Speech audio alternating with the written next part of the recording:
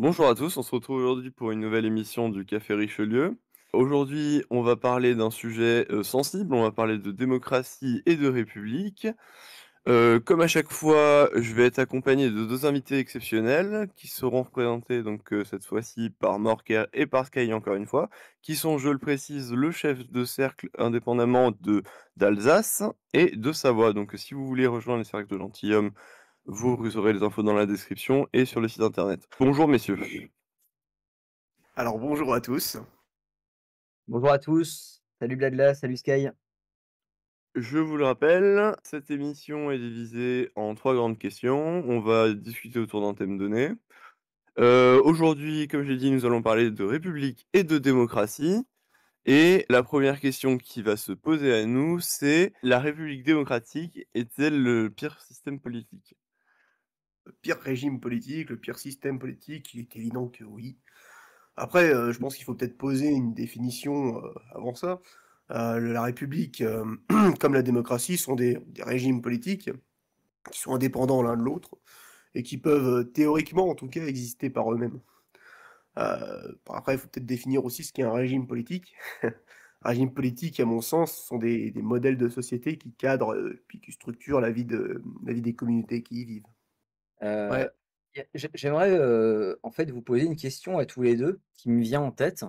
Est-ce qu'on définit la la qualité d'un régime politique à sa finalité ou à son fonctionnement même? Parce que à son Une très bonne fonctionnement question.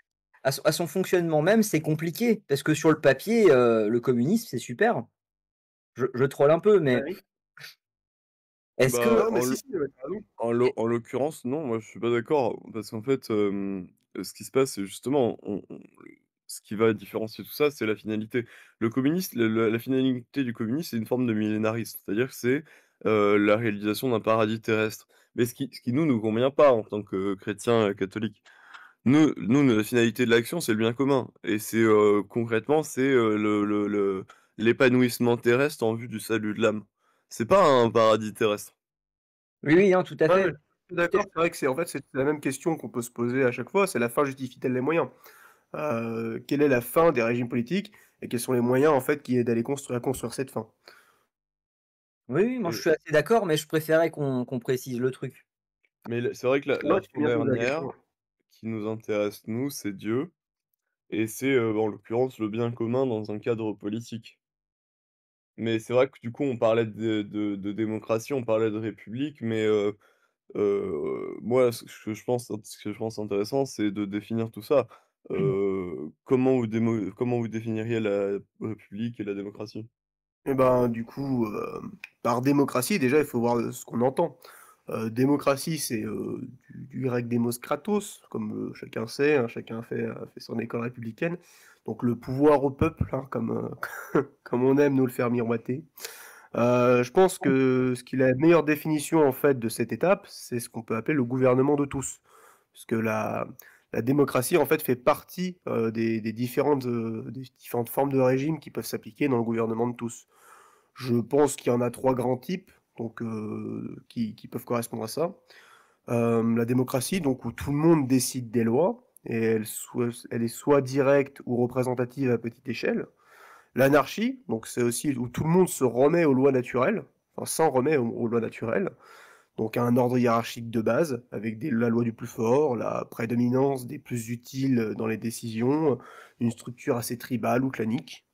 Et sinon la politeia, qui est le peuple édifié, instruit dans la morale, décide des lois. Voilà. Je pense que c'est les trois grandes étapes qu'on peut dégager en fait du gouvernement de tous. Mais, est-ce que tu peux nous en dire plus sur la Politeia? C'est un système aristocratique? Alors la politeia est un système aristocratique qui à la base en fait n'existe pas par lui-même. Il doit être issu de la volonté ou de la monarchie ou de l'aristocratie d'établir une politeia, ou alors de la volonté d'une classe ecclésiastique, ce qui était d'ailleurs le cas au Moyen Âge. C'est-à-dire en fait la caste des prêtres se charge de donner une morale et d'instruire la population. Ce qui fait qu'en fait, au sein du peuple va émerger en fait des groupes, parce que finalement, l'objectif c'est que l'ensemble du peuple en fait soit édifié. C'est jamais tout à fait le cas, il y a jamais l'ensemble qui est édifié, mais avec ce genre de système, en fait, où on est certain qu'au moins la majorité du peuple, lui, est édifié. Mais c'est intéressant, mais c'est applicable à l'échelle d'une cité, antique, on va dire, mais à l'échelle d'une nation, d'un pays comme la France, c'est compliqué aujourd'hui. À l'échelle d'un pays comme la France, aujourd'hui, ce ne serait pas compliqué, à mon sens, la politesse peut toujours être appliquée. En fait, on a, une structure qui existe déjà, on va dire, qui nous permettrait de pouvoir l'appliquer. Bien sûr, il faudra être complètement à la refonder, hein, c'est l'éducation nationale telle qu'on la connaît, qui, en fait, si elle était réellement bien menée dans un sens d'instruction et pas d'éducation, eh ben, serait très efficace pour édifier toute la population. S'il y avait cette volonté de l'État d'édifier et non pas d'abrutir le peuple ou de fournir une version, galvaudée de l'histoire. Alors là, j'entends ce que tu dis, mais typiquement, le peuple a-t-il la volonté de s'instruire? J'entends par là que, la politique est un sujet sérieux qui mérite une attention, complète, de la part, de ceux qui l'étudient et des gouvernants plus précisément et vouloir, Ah, ça, c'est un autre problème. instruire tout le peuple, c'est pas, est-ce que c'est pas un vœu pieux?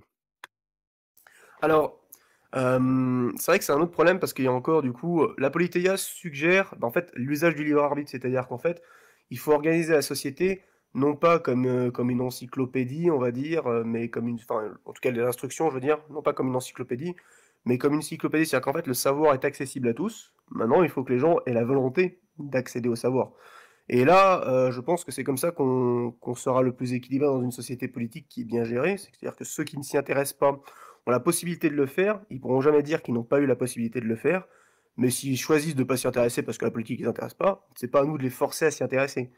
À un moment donné, il doit y avoir un libre consentement. S'il n'y a pas ce libre consentement, finalement, il y a on rentre dans une phase assez tyrannique comme l'est l'état actuel de la République, en fait. C'est-à-dire qu'on veut imposer une instruction à tous. Je pense qu'en fait, il faut que tout soit facilement accessible pour que tout le monde puisse y accéder autant que faire se peut. Mais faut pas que ce soit imposé. Faut jamais imposer, je pense, ce genre. De toute façon, de manière générale, autant que faire se peut, il faut pas imposer aux gens, il faut les persuader, il faut les amener, mais il faut pas leur forcer la main. OK, ouais, non, c'est une vision, assez intéressante. Bon, surtout pour nous qui ne sommes pas particulièrement démocrates, il faut le dire, même si ça pourra se rediscuter derrière. Bon, OK, est-ce que tu peux nous évoquer un petit peu, tout ça, nous parler de démocratie, de ce que tu en penses, de ces différents types, de ces formes et cetera? En écoutant Sky, décrire les différentes, formes, démocratie, anarchie, politeia, je me faisais une réflexion, alors c'est peut-être un chouïa hors sujet. Est-ce que, il serait possible, théoriquement, d'appliquer un système qui composerait ces 3 formes, en un seul, comment dire? En un seul régime? Alors, soit entremêlés, soit à des échelles différentes. Le La politeia, c'est joli sur le papier, mais comme Blad le soulignait, c'est compliqué d'instruire tout le monde à un niveau, suffisant pour que tout le monde fasse de la politique. Alors, Est-ce que ce serait pas possible d'avoir une politeia, par exemple, à petite échelle? Parce que finalement, le boulanger du coin, qui, a le droit de s'exprimer sur le fait qu'il faut refaire ou pas le pont en bas du village, par exemple, tu vois? Ça reste de la politique, mais à son échelle, il est conscient, c'est terre à terre et du coup, il voit les buts, les enjeux, les finalités. Bah, Heu, en f Plutôt que de en le fait, tu as faire tout à fait à grande raison. échelle. Tout à fait raison, on peut très bien appliquer en fait la démocratie, c'est-à-dire vraiment, la politique laissée au tout venant, à l'échelle la plus basse, c'est-à-dire en fait pour les municipalités. Les décisions à main levée dans les assemblées de village, c'est tout à fait, viable en fait. Et la politeia peut s'appliquer dans des sphères un peu plus élevées qui vont concerner la direction, du comté ou la direction, ou le parlement de province par exemple. Ça, c'est tout et à fait viable. Par contre, je vois pas alors ce que l'anarchie viendrait foutre là-dedans en fait, étant donné que l'anarchie, c'est une sorte de point de transition, une sorte de stade zéro entre différents régimes politiques, parce qu'à l'instant où un régime entier revient au niveau de l'anarchie, tout le monde s'en remet au lot naturel. Donc en fait, l'ordre hiérarchique de base qui va réussir à s'appliquer, ça va être une monarchie ou ça va être une oligarchie un peu plus, comment dire, ce sera pas de l'aristocratie, très loin de là, ce sera une sorte de système clanique qui va se remettre en place en fait. Oui, mais alors justement, là, je suis pas entièrement d'accord avec toi. D'accord, ouais, vas-y, C'est je t'écoute. assez rare pour que je le souligne. Heu, Dans l'anarchie, tu évoquais les structures tribales ou claniques. Et en fait, qu'est-ce que c'est une structure tribale ou clanique? Mmh. C'est finalement, heu, un système familial extrapolé à un niveau un petit peu plus large. Et la royauté, c'est un système familial extrapolé à un système encore plus large. Donc finalement, est-ce que la structure tribale ou clanique aurait pas, sa place quelque part en intermédiaire entre les 2? Et finalement, si on prend, la féodalité, on n'est pas sur un système tribal à proprement parler, mais on est sur quelque chose d'intermédiaire qui reprend, la même forme globalement. On est toujours sur une structure filiale, avec une structure de vassalité, avec un père de famille et cetera. Et c'est une structure intermédiaire entre, le royaume et le village ou l'individu. Ah, dans le fond, je suis d'accord, mais c'est juste que je pense qu'on n'a pas la même définition de l'anarchisme, en fait. C'est-à-dire que, après, c'est vrai qu'il y a, après l'anarchisme, il y a beaucoup de gens qui ne sont pas d'accord d'ailleurs sur cette définition. De quelle anarchie parle-t-on? Au sens proudhonien ou au sens le plus barbare du terme? Euh, c'est euh, C'est pas de c'est un peu compliqué, je trouve. chaos, Pardon? c'est plus de l'anarchie quand c'est le chaos. L'anarchie a un certain ordre, mine de rien. En fait, l'anarchie, elle remet l'ordre par, d'une certaine manière, un retour à une forme chaotique, même si elle ne dure absolument pas. Je pense que l'anarchie est vraiment une phase de transition, l'anarchie barbarique. Et à ce moment où on retourne au système anarchique, le vrai système anarchique, c'est le retour de l'ordre naturel. Donc oui, comme tu le disais, le système clanique, donc la cellule familiale. Mmh. Et du coup, Alors, le système de la famille élargie. messieurs, juste avant de poursuivre sur la prochaine question, j'aimerais quand même vous relancer parce que moi, depuis tout à l'heure, je vous écoute, j'ai notamment écouté Morker sur un point et en fait, il y a un élément qui revient souvent chez les royalistes, c'est la démocratie à l'échelle locale qui est vraiment, fondamentale et qu'on entend à tout va. Moi, je suis un peu sceptique là-dessus, mais je vais m'expliquer et j'aimerais bien avoir votre avis. Il se trouve que, nous, en tant que royalistes et comme je l'ai exprimé précédemment, la finalité de notre action politique, c'est le bien commun et de ce fait, ce qu'il y a de mieux en fait, il y a de bonnes et de mauvaises décisions et ça, c'est jugé à l'aune du bien commun et de ce fait, il y a des gens qui sont formés politiquement et qui peuvent plus ou moins respecter cette finalité politique et de ce fait, pourquoi même à l'échelle locale, est-ce que ce serait un bien d'avoir une démocratie alors qu'on peut avoir des gens qui sont formés à respecter le bien commun et aller dans ce sens-là? Eh ben, à mon sens, je pense que c'est tout de même indispensable d'avoir une démocratie parce que l'objectif de la superposition des trois régimes politiques dont on avait parlé dans la précédente vidéo, donc le principe de royauté, c'est que tout le monde en fait puisse agir pour le bien commun et pour la société à son échelle. Donc en fait, la démocratie, elle est indispensable à l'échelle à laquelle elle peut s'exercer. Parce qu'il faut que le peuple ait sa capacité de pouvoir prendre part, si ce n'est, enfin à l'échelle du coup, il le peut, c'est-à-dire, même si c'est une petite part, c'est tout de même une part qu'il prend, en fait, dans l'organisation de la société et dans le but de poser des actes pour accomplir le bien commun. Ça va avec la logique chrétienne, en fait. D'accord, j'entends ce que tu dis. Morgane, est-ce que tu as quelque chose à ajouter ou on passe à la prochaine question? Ouais, j'aimerais bien rajouter, que la démocratie à l'échelle locale, elle est intéressante parce que ce que tu dis est très juste, hein. Des gens éclairés, formés politiquement à respecter le bien commun. C'est très bien. C'est des gens qui sont En instruits en pour somme des aristocrates, hein. oui, oui, des aristocrates. Mais quand le tout venant, moi ou je ne sais qui, doit voter, s'exprimer sur une question, d'ordre, européen, national, sur une question vague, que peut-être on n'a même jamais entendu parler avant qu'on nous pose la question, tu vois?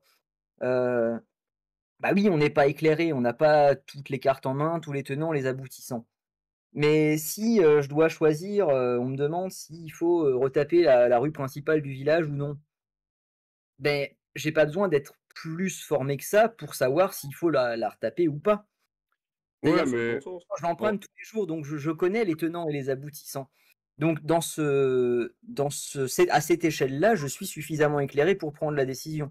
Donc je suis, pour cette décision-là, suffisamment, aristocrate, si je peux me permettre le terme, pour décider s'il faut, retaper la rue ou pas.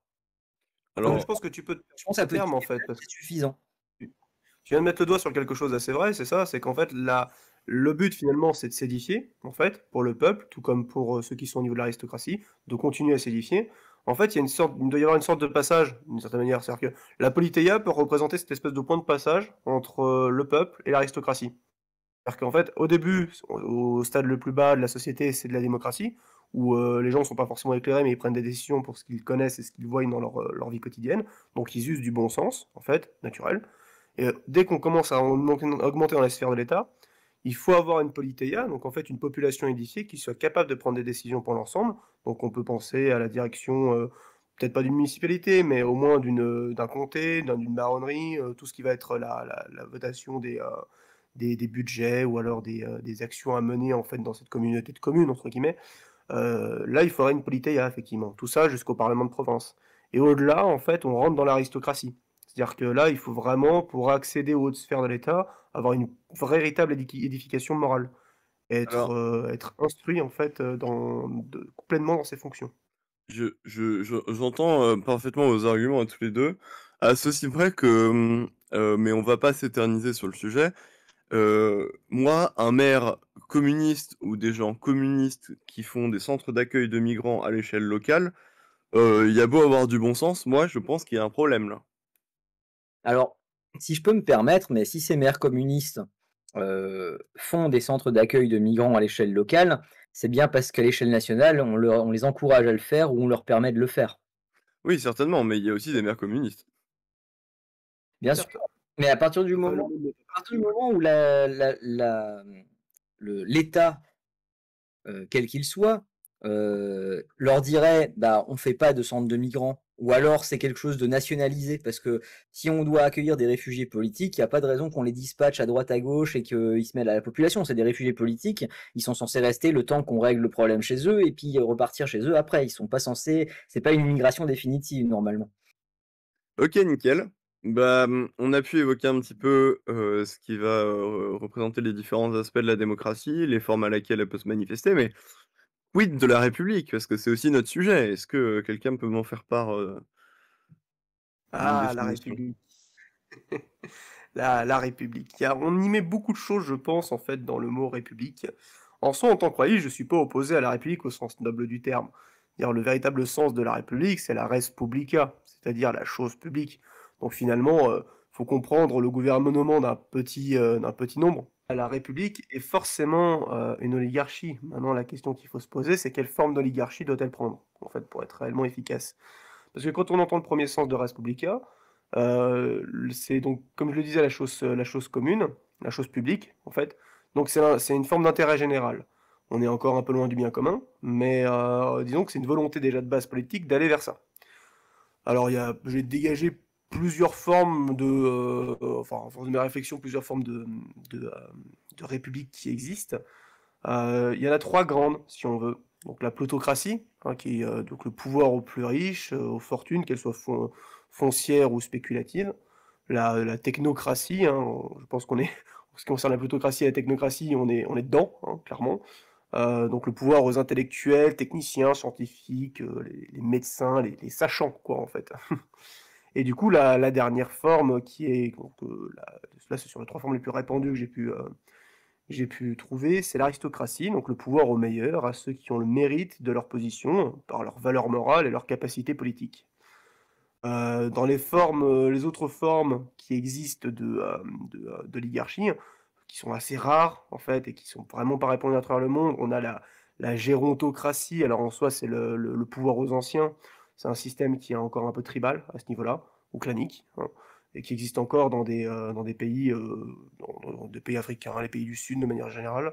Et la théocratie, hein, qu'on retrouve, donc c'est le pouvoir à la classe ecclésiastique. Donc on retrouve ça dans les pays musulmans, notamment. Je vais me faire l'avocat du diable, Sky, mais Vas-y, fais-toi l'avocat du diable. est-ce qu'on serait pas dans une forme d'aristocratie? Parce qu'on on a l'ENA quand même. Ah, attention, qu'est-ce que tu entends par les meilleurs, du coup, après, effectivement? C'est Est-ce ça, que c'est les meilleurs voleurs ou est-ce que c'est les meilleurs dans la morale? Alors là, moi, dans l'aristocratie que j'ai définie et ce qui est humainement défini à travers l'histoire, c'est les meilleurs au sens vertueux du terme. Là, si tu me parles de l'ENA, oui, l'ENA, en fait, c'est voulu comme une espèce de forme de remplacement de l'aristocratie ancienne, alors l'ancienne noblesse, qu'en fait, on a décidé d'édifier le peuple jusqu'à les amener dans des hautes écoles de formation, donc l'ENA, mais aujourd'hui, l'ENA, c'est surtout une technocratie, en fait. On forme les gens à adopter une vision politique unique du monde, voilà, libéral capitaliste. Puis si vous sortez de ce cadre-là, vous n'avez pas grande chance, en fait, de pouvoir réussir. Oui, oui, Et on c'est est lui que entièrement tu moules, en fait, aujourd'hui, les nains. sur le fond, on est entièrement d'accord, mais sur la forme, on a quelque chose, on a une base de l'aristocratie. En fait, on vit dans une aristocratie corrompue. Donc oui, il y a encore quelques ressemblances avec l'ancienne aristocratie sur certains points. Faut quand même pas oublier que ceux qui ont fait le coup de force de 1789, en fait, le coup de force des puissances d'argent, ont surtout dégagé la noblesse. Ils ont récupéré l'intégralité en fait de leurs possessions, de leurs biens et de leurs privilèges, sans en assumer les devoirs. Donc oui, il y a encore une forme aristocratique qui existe en fait parce que la bourgeoisie s'est emparée de l'aristocratie et a pris sa place. Donc en fait, on est dans une opposition aujourd'hui entre la bourgeoisie et le peuple. C'est d'ailleurs finalement comme ça qu'on a réussi à dérailler jusqu'à la lutte des classes. Mais en fait, c'est pas une lutte des classes dans laquelle on se trouve, c'est une lutte des castes. On a encore deux castes, les marchands contre les laboratoires, donc contre le peuple. On va avancer sûrement rapidement sur cette question, à moins que Marc, tu quelque chose à ajouter. Il nous reste un dernier point à traiter. On a pu, disons, avoir un aperçu général, des définitions des termes de démocratie, de république. On a pu discuter un peu autour, mais la question qu'on va se poser, nous, et qui a pu, commencer à être posée au début, c'est, ces 2 systèmes, comment on peut faire en sorte qu'ils s'accordent au principe de vertu? Parce que là, techniquement, dans ce qu'on a exposé, il y a rien qui nous semble particulièrement, bon pour la France, pour, n'importe quel, pays, en tant que système. Donc, messieurs, comment fait-on? Quelle est la solution? Alors, il y a rien qui convient à la France, si on prend chaque chose séparément. Mais si on les assemble, à différents niveaux, on arrive à quelque chose de cohérent et de viable et de juste, si j'ose le terme.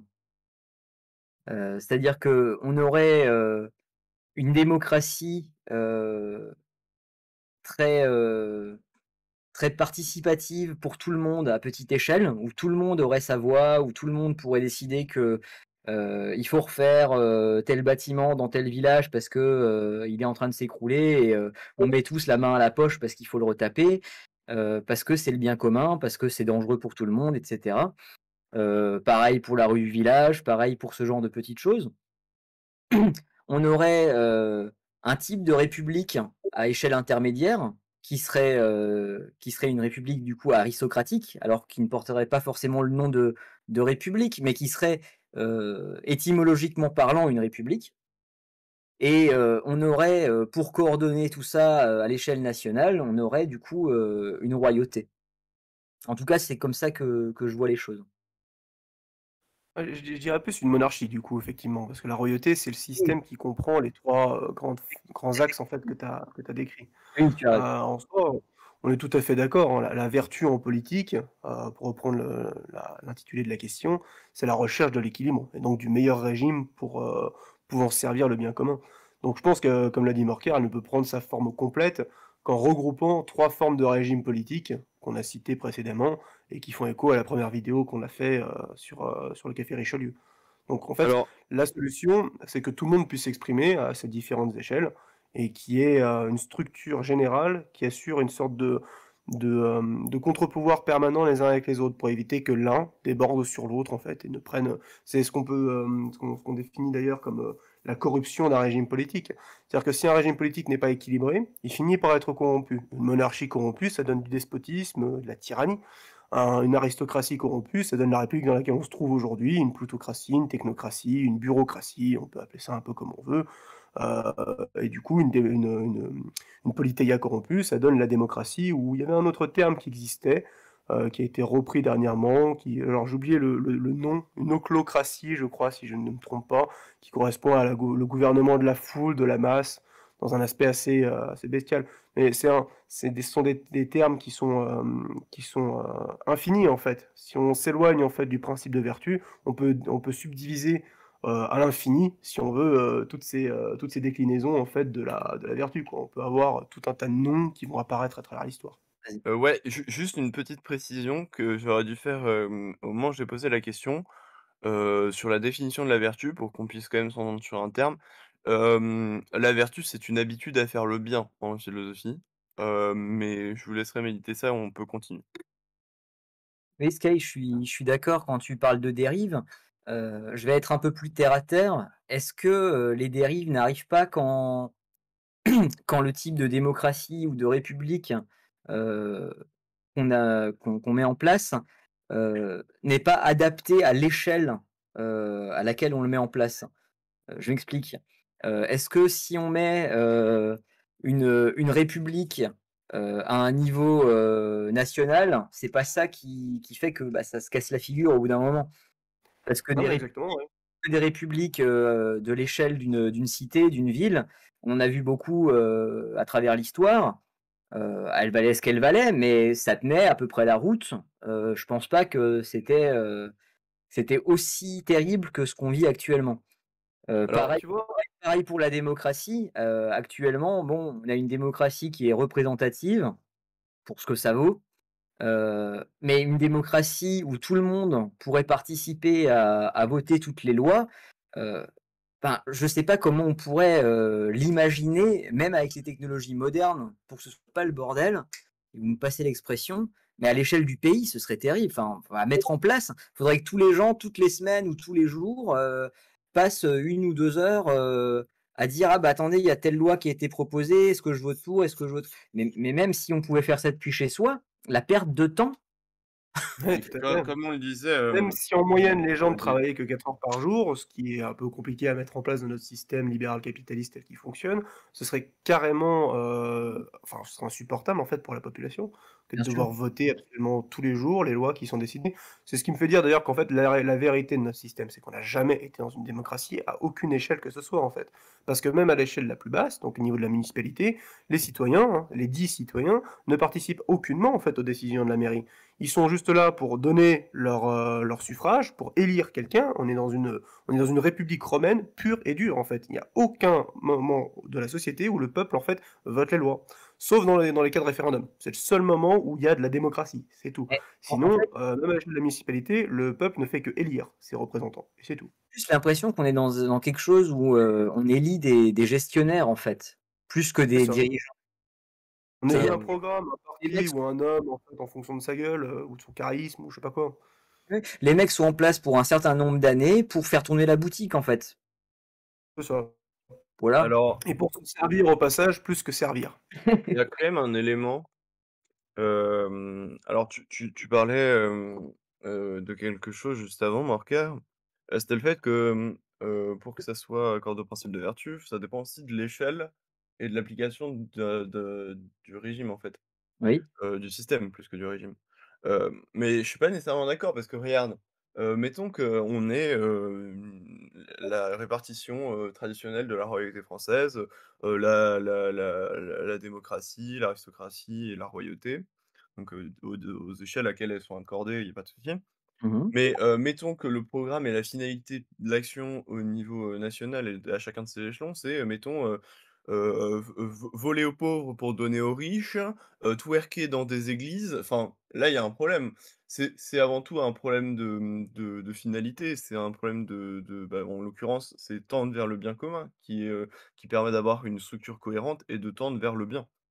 Parce Oui, que Bah là, on peut je faire suis écho carrément à notre dernière vidéo sur l'athéisme. Parce que ouais. finalement, c'est ça, hein, la finalité de la République, c'est quoi? Vu qu'il y a plus de Dieu, la République est laïque, la République, en fait, ne croit pas en Dieu, en fait, factuellement. Ou en son Dieu à elle, hein, le grand architecte de l'univers, tout ça, tout ça. Mais en fait, c'est quoi la finalité de la République? Quel est le but final, en fait, pour la République? Si c'est pas, d'atteindre Dieu et le paradis, en fait, et ben, c'est effectivement le rêve du démiurge, quoi, en fait. On se retrouve sur le paradis terrestre, le même problème qu'avec le communisme, en fait. Donc, vu que le but est galvaudé, bah, tout s'écroule, en fait, autour. Finalement, le but à atteindre n'est pas atteignable, donc tout le monde se retourne vers, enfin, tout s'inverse, en fait. On a une forme d'inversion des valeurs systématique à toutes les échelles de la société. oui, ce que tu dis, Blabla, je pense que j'ai mal été compris. Je veux pas dire que si c'est à la bonne échelle, ça se passera forcément bien. Ce que je veux dire, c'est que si c'est à la mauvaise échelle, c'est un accélérateur pour que ça se passe mal. Oui, oui, non, j'entends ce que tu veux dire. Très bien, très bien. Je pense que l'émission est déjà suffisamment longue. Quel sera vos mots de la fin, messieurs? Devenez royaliste et protégez la foi catholique. Ouais, ben, le mot de la fin que j'aurais à donner, c'est instruisez-vous autant que vous le pouvez. Essayez d'atteindre cette politeia à l'échelle à laquelle vous vous trouvez. De toute façon, parce que je pense qu'il n'y a que comme ça qu'on va réussir à rétablir la situation et devenir royaliste, protéger la foi catholique. Alors, avant de donner le mot de la fin, je vous rappelle une chose, je vais mettre le lien de Getter en haut de la description. Si vous pouviez vous abonner, ce serait vraiment top. On a quelqu'un qui s'occupe du Getter, du Cercle Richelieu. Vous aurez pas mal de contenu, donc je vous invite à aller y faire un tour. De manière générale, comme je l'ai dit en introduction de la vidéo, je suis accompagné là du chef d'un de nos cercles locaux, de Savoie et aussi celui d'Alsace, donc avec Sky et Morker. Donc si vous êtes intéressé, par nous rejoindre, si vous êtes un royaliste convaincu, n'hésitez pas à aller faire un tour soit sur notre Discord, soit sur notre site internet, vous aurez les informations. Je pense que l'un et l'autre seraient ravis, de rencontrer des rois-co. Alors, je tiens à ajouter quelque chose, si on a réussi à augmenter la qualité, de nos émissions, notamment au niveau du son, c'est surtout grâce à vous. Donc n'hésitez pas à continuer à nous soutenir comme vous le faites sur Tipeee, si vous en avez les moyens, hein, seulement. Si vous n'avez pas les moyens, ne le faites pas, il y a pas de problème. Aujourd'hui, on on est dans une situation assez tendue économiquement pour tout le monde. Si vous avez envie de donner, mais pas beaucoup, 1 € suffit, hein. Le principe du café Richelieu, ça peut être ça aussi, 1 €, c'est le prix d'un café, donc 1 € pour Café Richelieu. Voilà. Merci à vous, merci de nous soutenir. Sur ces belles paroles, je vais vous donner le mot de la fin. Soyez royalistes et bonne journée ou bonne soirée.